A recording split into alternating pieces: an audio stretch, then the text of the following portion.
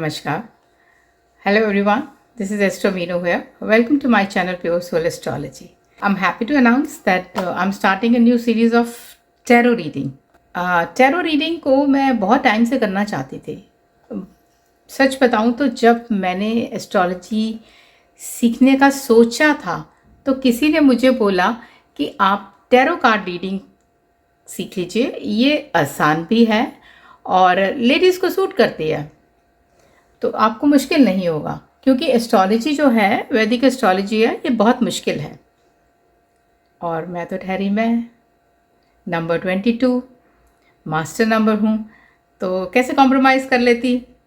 मैंने बोला नहीं, मैं एस्ट्रोलॉजी ही सीखना चाहती हूँ पहले. सो आई स्टार्टेड लर्निंग एस्ट्रोलॉजी. वैदिक एस्ट्रोलॉजी सीखी, केपी एस्ट्रोलॉजी सीखी, न्यूमरोलॉजी सीखी, वास्तु सीखा, एस्ट्रो वास्तु किया, और उन सब की मैंने वीडियोस डाली हुई हैं और आपने मुझे अच्छे से सुना भी है कि मैं किस तरह से हर प्लैनेट को डिस्क्राइब करती हूँ या मैंने डायरेक्शंस को डिस्क्राइब किया, तो यू नो माय नॉलेज. तो टैरो कार्ड की जब बारी आई तो मैंने देखा कि इसमें सिंपली वही सब कुछ है. न्यूमरोलॉजी भी है, एलिमेंट्स भी हैं, डायरेक्शंस भी हैं, और आपके जो कार्ड्स हैं उनमें एक स्टोरी है. जिस तरह से हम प्लैनेट्स को रीड करते हैं, एनालाइज करते हैं, जब चार्ट की रीडिंग करते हैं, उसी तरह से टैरो रीडिंग में भी आपको जो कार्ड आता है आपके सामने, उसको आपको रीड करना होता है. Now this is up to you कि आप उसको कितने अच्छे से कार्ड को समझते हैं और उसके बारे में आप क्लाइंट को बता पाते हैं, उनके बारे में जो उनका क्वेश्चन होता है. और सबसे बड़ी बात यह है कि जिस तरह से केपी एस्ट्रोलॉजी में जब हम किसी के पास अगर टाइम नहीं एक्यूरेट होता तो हम हरारी यूज़ करते हैं, जिसमें हम 1 to 24 नंबर्स का एक डिजिट हम क्लाइंट से पूछ लेते हैं और उसके बेस पर हम चार्ट बनाते हैं, जिसको वैदिक में हम प्रश्न कुंडली भी कहते हैं. तो उसके बेसिस पे जो भी हमारा चार्ट बनता है और जो भी क्वेश्चन आपका आता है क्लाइंट का हमारे सामने, हम उसका आंसर उसको देते हैं. और सच मानिए, ये मैंने बहुत बार आजमाया है कि वो क्वेश्चन से रेलेवेंट ही दशा निकलेगी, उससे रेलेवेंस ही अगर कोई प्रॉब्लम है तो निकलती है. तो टैरो में भी हम क्या करते हैं, हम एक कार्ड निकालते हैं, अब उसके बारे में हम बताते हैं. अब अगर मैं बात करूं कि मेरे सामने 3 कार्ड निकले हुए हैं, इसमें मैं कह सकती हूँ कि एक मैंने रिलेशनशिप का लिया है, एक मैंने हेल्थ का ले लिया है और एक मैंने कैरियर का ले लिया है. अब मैं इसको किस तरह से इंटरप्रेट करती हूँ, इन नंबर्स यानी कि जो नंबर लिखे हैं वो किसी प्लैनेट की एनर्जी हैं, उसको कैसे मैं डिस्क्राइब करती हूँ. और जो ये कार्ड्स होते हैं राइडर में, तो आपका कार्ड जो है वो एवरी जो राशि है उनको वो रिप्रेजेंट करते हैं. अगर हम राइडर की बात करें तो राइडर में एरीज जो है हमारी राशि है, उसके लिए एम्परर कार्ड है, टॉरस के लिए हेरोपेंट है, जेमिनी के लिए लवर्स है, कैंसर के लिए चैरियट है, लियो के लिए स्ट्रेंथ है, वर्गो के लिए द हर्मिट है और लिब्रा के लिए जस्टिस माना जाता है, स्कॉर्पियो डेथ कार्ड है, सेगिटेरियस टेम्परेंस है, कैप्रिकॉन डेविल है, एक्वेरियस राशि के लिए स्टार है और पाइसिस के लिए मून है. तो इस तरह से हमारे पास में हर एक कार्ड जो है उसके लिए राशि भी डिफाइंड है. तो हम कितनी आसानी से, अगर हमें एस्ट्रोलॉजी आती है, न्यूमरोलॉजी आती है, वास्तु आता है, तो हम इसको बहुत अच्छे से हर तरह से, हर कोने से हम कार्ड को एक्सप्लेन कर सकते हैं. और मेरा मानना है कि टैरो आसान नहीं है. टैरो अगर आपको सब कुछ आता है तो टैरो बहुत आसान है. अगर आप सिंपली पहले टैरो सीखेंगे तो शायद आपको बहुत प्रॉब्लम होगी और आप एक बेसिक सा ही टैरो सीख पाएंगे, जिसमें शायद एक्यूरेसी भी ना होगी, कोई रेमेडीज़ भी आप नहीं दे सकते. लेकिन अगर आपको सब कुछ आता है तो आप रेमेडीज़ भी दे सकते हैं. क्योंकि हमारे पास जो आता है क्लाइंट, उसकी कोई प्रॉब्लम होती है तभी वो आता है, और अगर हम प्रॉब्लम का सोल्यूशन एज ए रेमेडी नहीं दे सकते तो देयर इज़ नो पॉइंट. हमारा जो मतलब है एस्ट्रोलॉजी सीखने का या हम बीइंग ए टैरो रीडर, हम उसका प्रॉब्लम को सॉल्व नहीं कर पाएंगे. तो उसका हमें उस क्लाइंट को बेनिफिट नहीं मिलेगा। तो अब मैंने ये जो डिस्क्रिप्शन आपको बताई है, राइडर के हिसाब से बताई है, जो हमारी राशिज़ होती हैं, तो थोड़ा सा मैं आपको जो कार्ड्स मैंने स्प्रेड किए हैं ये ओशो जेन के कार्ड्स हैं। और ओशो की प्रीचिंग्स हम सब जानते हैं, ये स्पिरिचुअल कार्ड्स माने जाते हैं और इसमें भी कुछ हद तक सिमिलैरिटीज़ ही है जो बेसिक राइडर कार्ड है जो वेस्टर्न एस्ट्रोलॉजी में यूज़ किया जाता है, और इंटरप्रिटेशन भी ऑलमोस्ट सेम है, लेकिन हर इंसान का वे ऑफ जो लुकिंग एट थिंग्स डिफरेंट हो सकता है, तो वो हर किसी का बदल जाता है।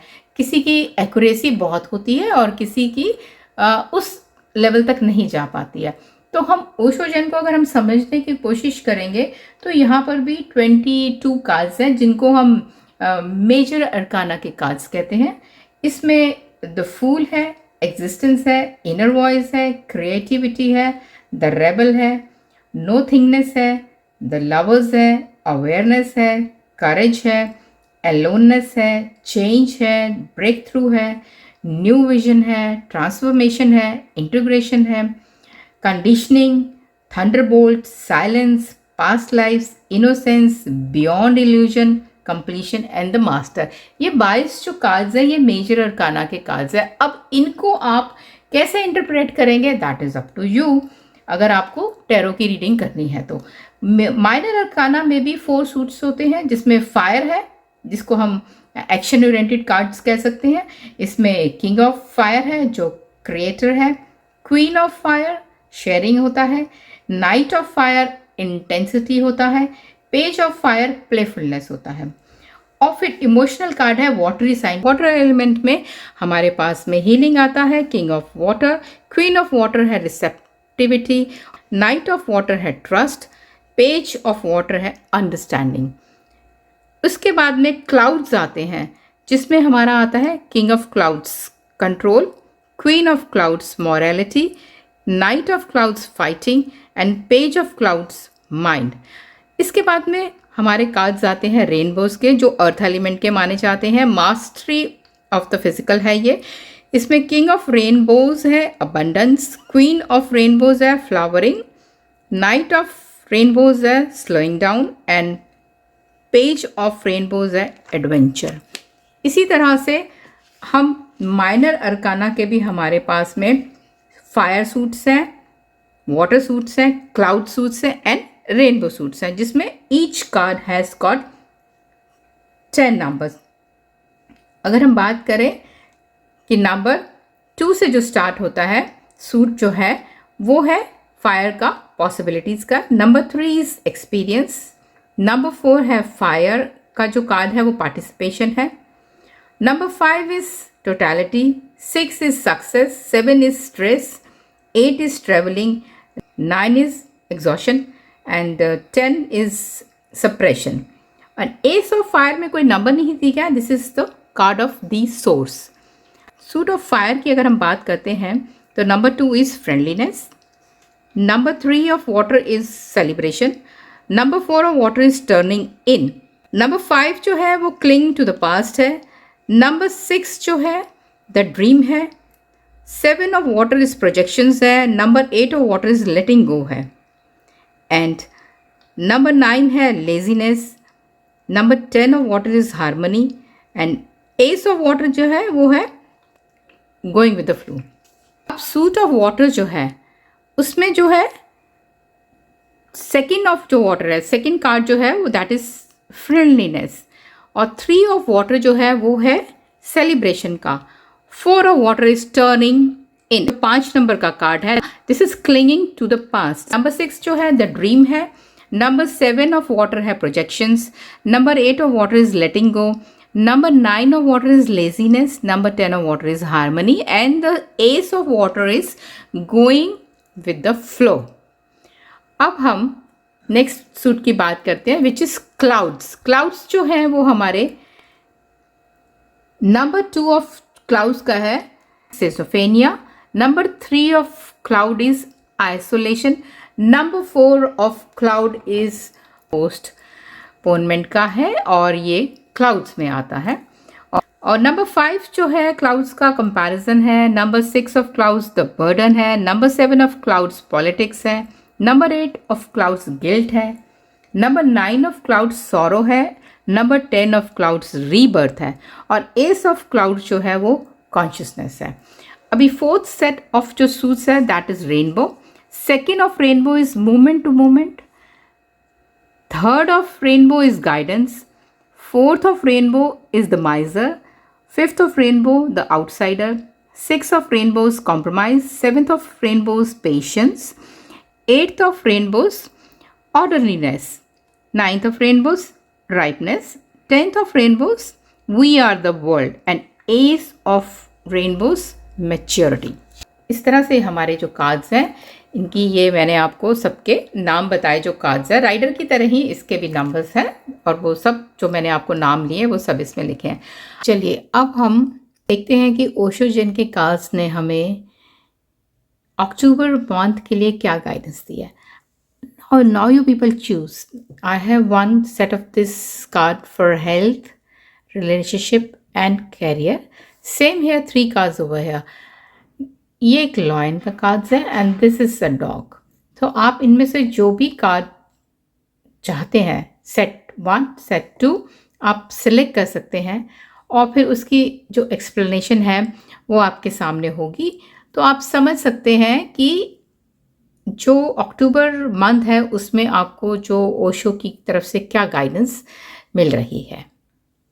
So those who have selected this set of cards of lion, let's see कि इस कार्ड्स में क्या है explanation. These are the card turning in, this is for your relationship, और ये कार्ड जो है हमारा हेल्थ के लिए है और ये कार्ड हमारा है कैरियर के लिए।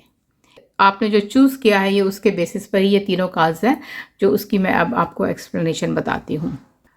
सो let's start. This is a relationship card which is turning in. What does that mean? आप एक लेडी को देख रहे हैं with a little smile on her face. वो एक मेडिटेशन पोज में बैठी है। उसके पीछे you can see some kind of घोस्टी फिगर्स। वो आपके एक सबकॉन्शियस माइंड के थॉट्स हैं। कार्ड का नंबर है 4 विच रिप्रेजेंट्स राहु, और जो ये इमोशनल कार्ड है वाटरी साइन है तो इमोशंस। तो इसका मतलब क्या हुआ कि इस टाइम पे whoever is a man or a woman, they are going through some lot of emotions are going on, और आप किसी के पीछे जाना चाहते हैं, आप चाहते हैं ये चीज़ मुझे मिल जाए, you are running after something, लेकिन हो क्या रहा है कि वो चीज़ आपको नहीं मिल रही है।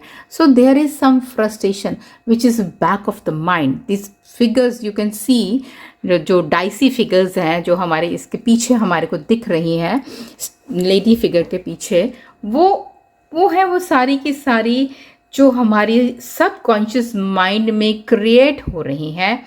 कुछ नेगेटिव थॉट्स क्रिएट हो रहे हैं, कुछ फ्रस्ट्रेशन हमारी जो क्रिएट हो रही है। तो अब किसी चीज़ के लिए जब हम चाहते हैं और वो नहीं मिलता तो हमें क्या करना है उस टाइम पे? हमको we have to stop it. थोड़ी देर के लिए रुक जाओ। Turning in means doesn't mean that you are turning back from somebody और समथिंग, इज दैट आप अंदर अपने झांको, खुद में देखो इस टाइम पे आपको क्या चाहिए, जो आप चाह रहे हो। Is it practical? क्या वो इंसान भी वही चाह रहा है जो आप चाह रहे हो? अगर चाह रहा है तो कोई प्रॉब्लम ही नहीं है। दैट मीन्स वो नहीं चाह रहा जिस चीज़ के पीछे रिलेशनशिप में आप कंटिन्यू करने की कोशिश कर रहे हो। मैरिड लाइफ में सपोज आप की सर्वाइवल नहीं हो रही मैरिज की, तो आपका पार्टनर नहीं चाह रहा ना मैरिज आपकी सर्वाइव हो, इसीलिए आपके आर्गूमेंट्स हो रहे हैं, सब प्रॉब्लम्स आ रही हैं। तो थिंक, टर्निंग इन मीन्स सोचो, बैठो, सोचो, अंदर अपने दिल के अंदर झांको, अपनी सोल से पूछो अपनी आत्मा से पूछो कि क्या ये रिलेशन कंटिन्यू मुझे करना चाहिए, और अगर आप किसी लव रिलेशनशिप में हैं तो क्या वो आपको कंटिन्यू करना चाहिए, will it be good for you in the future, that is the meaning of turning इन। तो जितना आप अपने अंदर झांकेंगे, अपने इंट्रोस्पेक्ट करेंगे, आप भी go into the meditation pose, जब आप वहाँ पे बैठेंगे खुद में सोचेंगे तो आपकी पिक्चर क्लियर हो जाएगी, क्योंकि हम कॉन्शियस माइंड में वही सोचना चाहते हैं जो हम चाहते हैं, बट हमारा सब कॉन्शियस माइंड हमें वो बताता है जो एक्चुअल में होना होता है। तो उसके लिए आपको मेडिटेटिव फॉर्म में जाना है, शांत मन से बैठकर सोचना है अपने रिलेशन के बारे में। तो यहाँ पर मैं आपको यही गाइड करती हूँ। Now let's come to the health. This card is number 5 and it is clinging to the past. Past में आप कहीं किसी बीमारी से गुजरे हैं। Sometime people go through a major disease like cancer, tumour. तो उससे क्या होता है ना कि आप बाहर तो निकल आते हैं, आप सर्वाइव तो कर जाते हैं उस बीमारी से, लेकिन there is always fear in your mind कि कहीं ये मुझे दोबारा ना हो जाए। सो आप उसी में पास्ट में अपने एक्सपीरियंसेस में जो आपने बैड एक्सपीरियंस को फेस किया है, आप उसी में रहते हैं। So you try to hide your reality in the future. तो आपको उससे बचना है। यहाँ पर आपको पास्ट में जो भी सफरिंग्स हैं आपकी, उससे निकले। इनफैक्ट आपको दूसरों को गाइड करना है यहाँ पर। Don't hang yourself in the past, be a light to somebody else. आप उनको बताइए कि आप इस प्रॉब्लम से कैसे निकल सकते हैं, instead of creating fear in your mind and in others mind. Better होगा कि आप अपने आप के थॉट प्रोसेस को जो है दूसरों को पॉजिटिव वे में पोर्ट्रे करिए। तो इस कार्ड का मतलब ये है कि जितने भी emotion, this is also emotional card. और नंबर 5 है, number 5 is mercury. Mercury is speech, mercury is intelligence. ये आपकी बुद्धि है, आपकी स्पीच है, कम्युनिकेशन है। तो आपको अपनी बुद्धि का इस्तेमाल कर कर बात करनी है, ना कि अपने पास्ट एक्सपीरियंसेस में।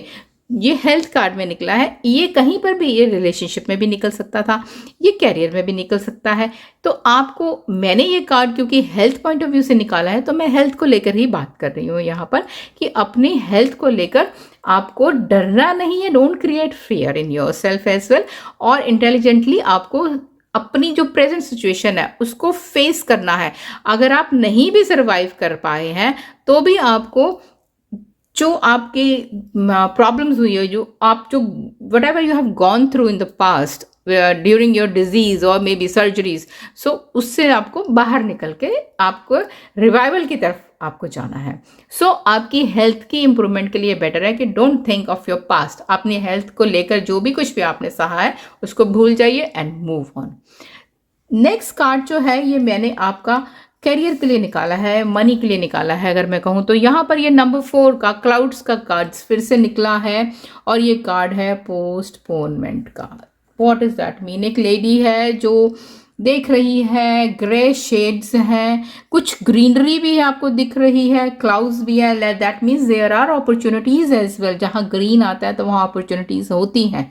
और जो डिफरेंट शेड्स हैं उसकी लाइफ में जो है, तो दैट मीन्स कैरियर में आप बहुत सी चीज़ों से गुजर रहे हैं, लेकिन हो क्या रहा है कि आप आज की बात को कल पर टाल रहे हैं।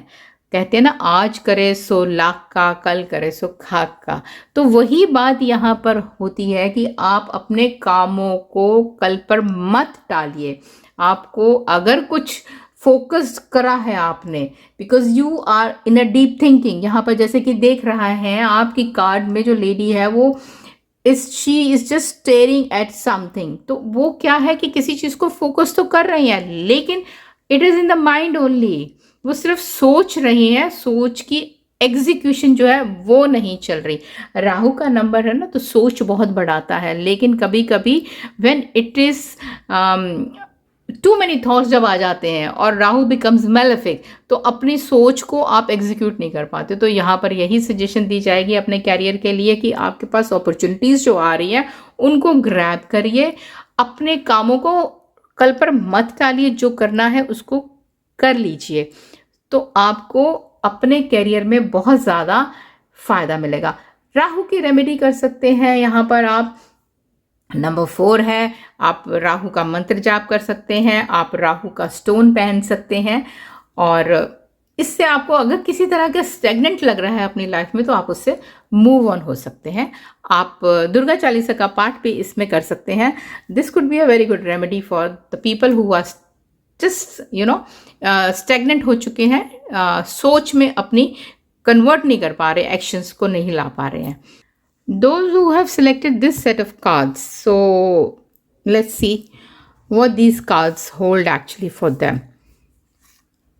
These cards actually for this I have taken out for the relationship. This is for the health and this is for career. So let's see what does it mean. अगर हम बात करें रिलेशनशिप की तो कार्ड है number 9 है and राइपनेस। हम fruits देख रहे हैं जो बिल्कुल पके हुए हैं और पेड़ से गिरने के लिए तैयार है। दैट मीन्स जो आपका रिलेशन है, हम इसको कैसे इंटरप्रेट करेंगे?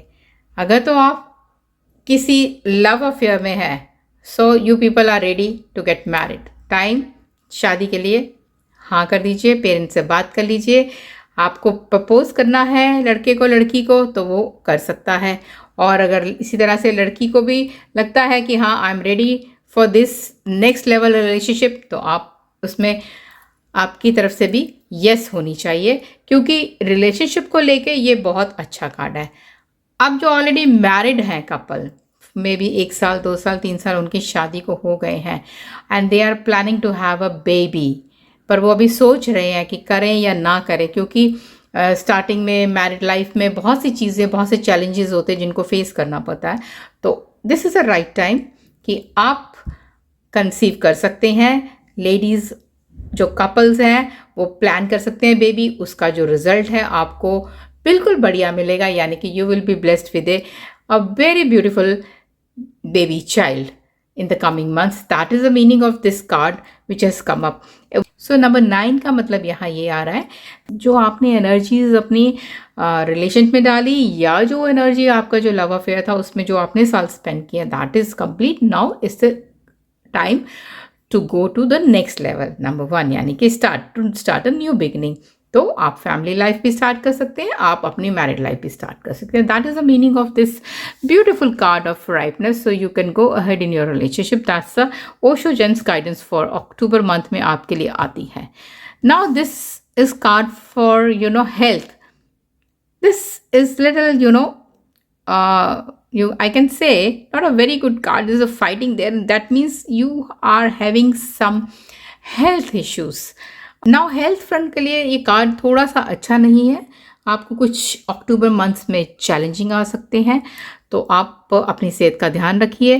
जो फाइटिंग स्पिरिट आपको अपने हेल्थ को लेकर जो होगी वो बनानी पड़ेगी कि टाइम इज़ गुड, लेकिन आपके लिए जो है वो हेल्थ फ्रंट थोड़ा सा ध्यान रखने वाली बात है, क्योंकि हम पीछे जो कार्ड देख रहे हैं वो हमको आगे बढ़ने के लिए बोल रहा है।